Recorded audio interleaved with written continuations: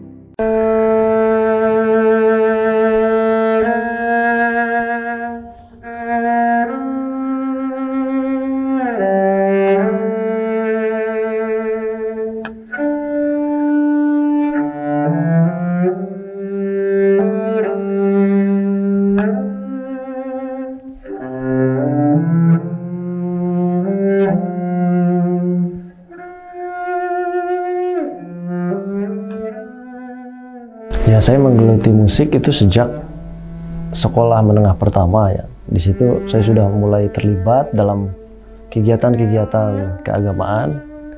Di situ juga ada komunitas yang mengajarkan musik, ada senior juga di situ.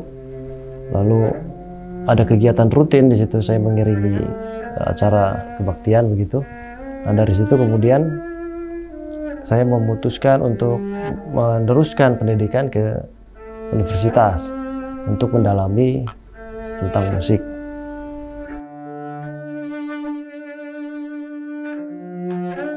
Ya, dalam perjalanannya saya pertama kali sih mempelajari gitar dulu, tapi akhirnya sambil belajar saya kemudian melihat ada yang latihan orkestra, dalam banyak kegiatan juga ada pertunjukan orkestra, dan di situ saya mulai merasa tertarik dengan orkestra karena banyak orang yang bermain bersama menghasilkan bunyi-bunyi yang indah dari instrumen masing-masing ya, dengan keunikan masing-masing. Lalu kemudian saya menjadi tertarik dan ingin mempelajari salah satu instrumen orkestra tersebut.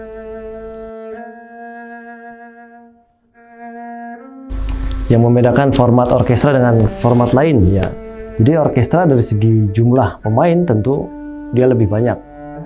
Karena lebih banyak pemainnya tentu suara yang dihasilkannya pun bervariatif dengan keunikan karakter instrumen masing-masing. Nah, lalu juga dari segi wilayah suara, orkestra itu lebih luas dibandingkan format yang lain. Dari mulai yang terendah yang biasanya dikenal dengan kontrabas sampai yang tertinggi sopranino gitu ya. Dan juga variasi bunyi di suara-suara tengahnya. Nah, lalu dari segi fungsi juga orkestra lebih banyak digunakan, beragam, tidak hanya mengiringi musik ya atau sebagai seni instrumental, tapi juga sebagai ilustrasi dalam film dan sebagainya.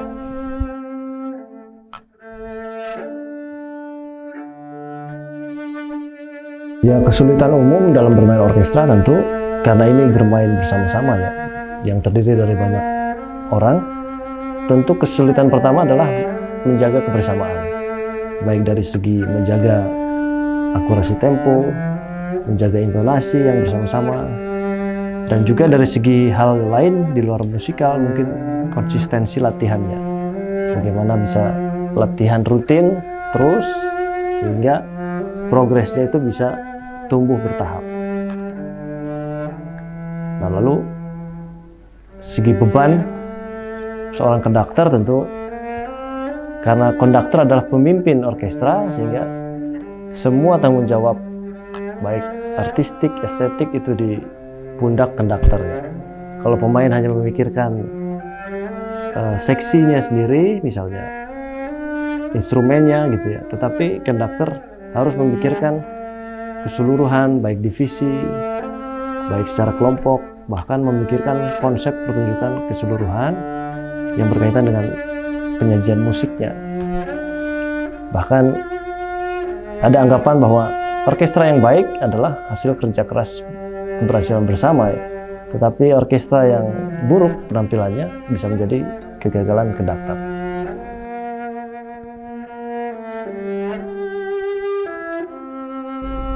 Jadi pola latihan yang dilakukan secara umum sebenarnya, materi itu ketika sudah dibagikan, para pemain biasanya akan melihat-lihat atau bahkan ada yang melatih secara individu. Lalu di agenda yang sudah ditentukan kita berkumpul berlatih bersama. Nah, dalam latihan bersama biasanya dimulai dulu dengan latihan per divisi. Jadi kelompok biola, kelompok alto, kelompok cello, mungkin kelompok tiup logam, kelompok tiup kayu atau paduan suara masing-masing. Lalu kemudian bergabung menjadi latihan bersama. Nah, lalu pengarahan dalam latihan tersebut tentu kita menyampaikan dulu konteks dari musik atau karya yang ingin dimainkan. Jadi misalnya contoh lagu himne atau lagu mars, tentu dua hal karya ini memiliki semangat yang berbeda.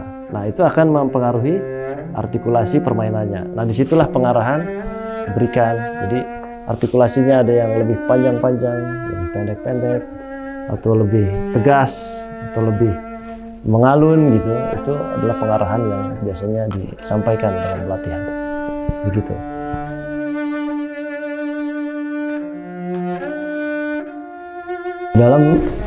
Dalam sebuah penampilan orkestra tentu kita mengupayakan yang terbaik melalui latihan ya. Kita latihan membahas, menggarap detailnya dan sebagainya, dan kita ulangi terus-menerus agar menjadi fasih. Tetapi tentu tetap saja dalam pertunjukan sering sekali ada ketidaksempurnaan. Ya, mungkin diakibatkan oleh adanya nervous atau ya tegang, atau bahkan ketidaksiapan karena kurangnya latihan. Nah, biasanya ketidaksempurnaan itu dalam bentuk ya seharusnya bisa lebih keluar lagi, bisa lebih semangat lagi, dinamika bisa seperti yang dilatih ya, lalu kemudian menjadi flat gitu ya, menjadi datar saja. Nah, itu biasanya ketidaksempurnaan yang muncul karena kurangnya latihan dan mungkin kurangnya jam terbang sebenarnya. Itu kira-kira.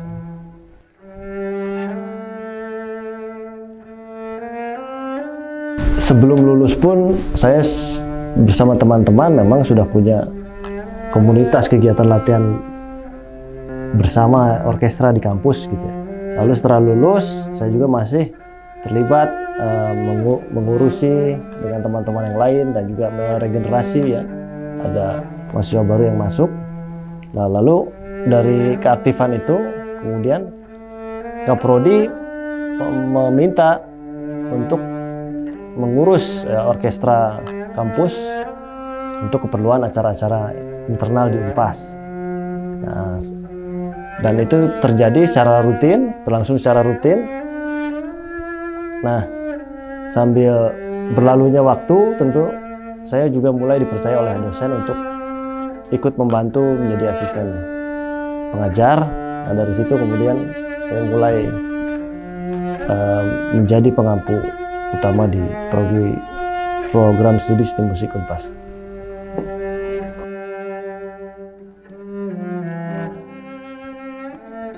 Ya, musik bagi saya adalah satu cara untuk mengekspresikan dan merepresentasikan satu pengalaman kehidupan yang kompleks, yang mana itu tidak bisa disampaikan dengan kata-kata.